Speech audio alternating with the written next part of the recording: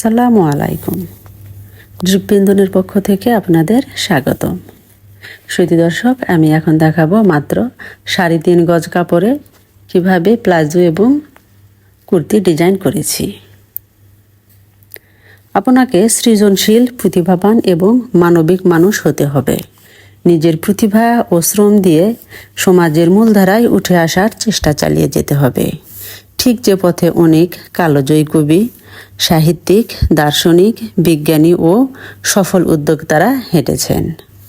প্রকৃত জ্ঞান কেবল সার্টিফিকেটের মধ্যে সীমাবদ্ধ নয়। জ্ঞানের পরিচয় মিলে সৃজনশীলতা, প্রজ্ঞা, সফলতা এবং সৎকর্মে। আমাদের চারপাশে অনেক পিএইচডি ডিগ্রিধারী রয়েছেন, যাদের নৈতিকতা ও সাধারণ কাণ্ডজ্ঞানের অভাব প্রকট। আবার অনেক ডিগ্রিহীন মানুষ নিজ যোগ্যতায় বিশাল প্রতিষ্ঠান গড়ে তুলেছেন, যেখানে বড় বড় ডিগ্রিধারীরা চাকরি করছেন।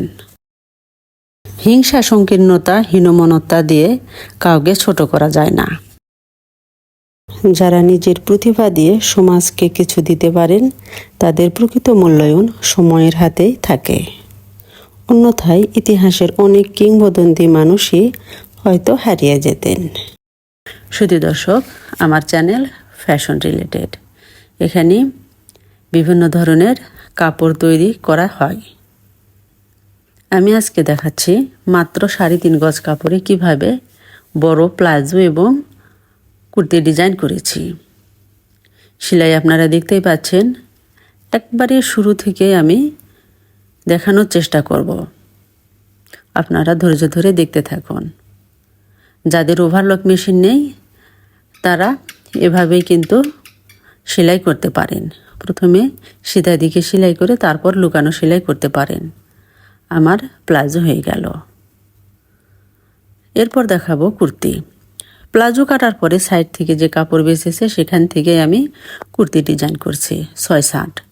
আর অন্য প্রিন্টের যে কাপড় দেখতে পাচ্ছেন, সেটা আমার লেলিন কাপড়।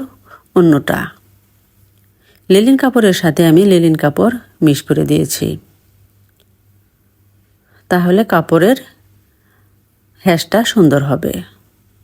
দেখতে পাচ্ছেন আমি স্লিভের মধ্যে ডিজাইন করেছি আলাদা কাপড় বসিয়ে। কাপড় আমার অল্প একটু ছিল, যার জন্য খুব বেশি ডিজাইন করতে পারিনি। তো আপনারা আপনাদের মতো ডিজাইন করতে পারেন।